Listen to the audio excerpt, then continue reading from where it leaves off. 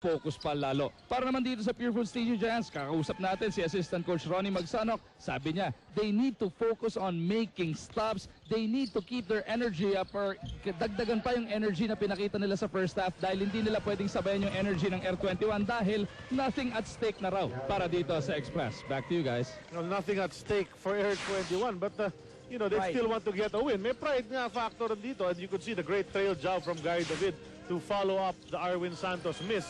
At ito, chance to get it back. Roger Yap almost loses it. And he finally does.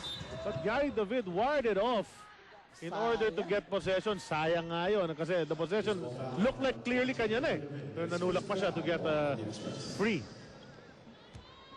So 8-point lead on Pure Foods. Barely a minute, only actually 40 seconds gone by dito sa second half natin.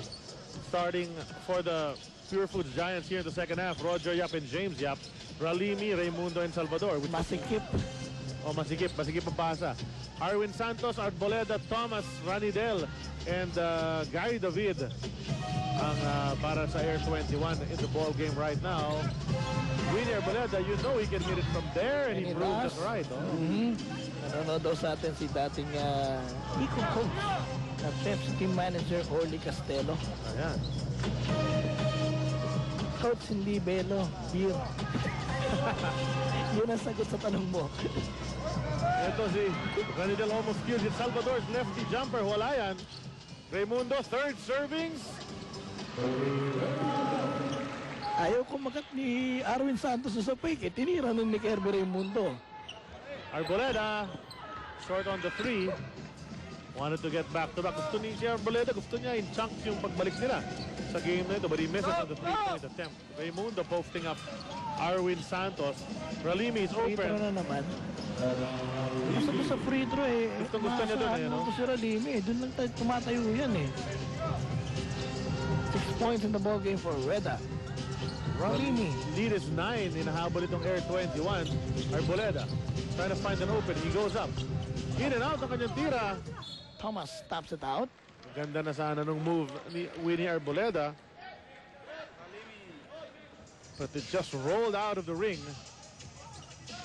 So Pure Foods with a chance to get the lead back to double figures on this offensive. Ito si James Yap. Jeff takes it.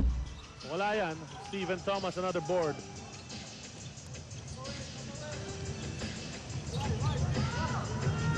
Arboleda to the right. Waiting for Steven Thomas pero hindi na lumabas dito sa kabilang side. David to the basket. Gary David continues to pile up the points. 14 puntos na para kay Gary D. Jonathan Salvador almost didn't make it to the ball. Nakagawan.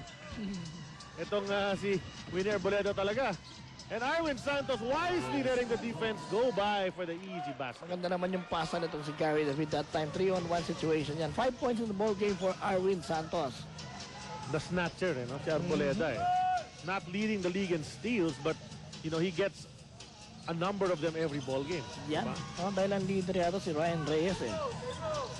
Raimundo almost lost his footing, but had enough time to throw it out to Roger Yap para sa isang TM3. Still an 8-point lead for Pure Food, 66-58. David looking for Thomas.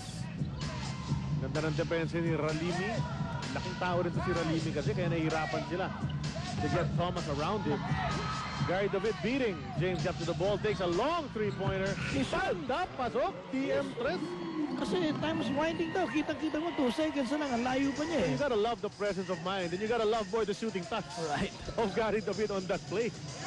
Pabandang tira. He just went for the glass. Yung window na yan on the glass. 17 puntos para kay Gary David who will be celebrating his birthday on July 13. Si Yap naman gustong bumawi. Wala yan. Lead pass to Gary David. Can he reach it? He does. And he passes it to Deo Campo, who goes up for the basket. And si Gary David, anong tawag There niya is sa kanya? that basket, Mr. Pure Energy. Yun eh. Yun yung ginamit niya ron, pure energy. Pero hinabol yung bola eh, no? And spotted Ranidel Del Campo.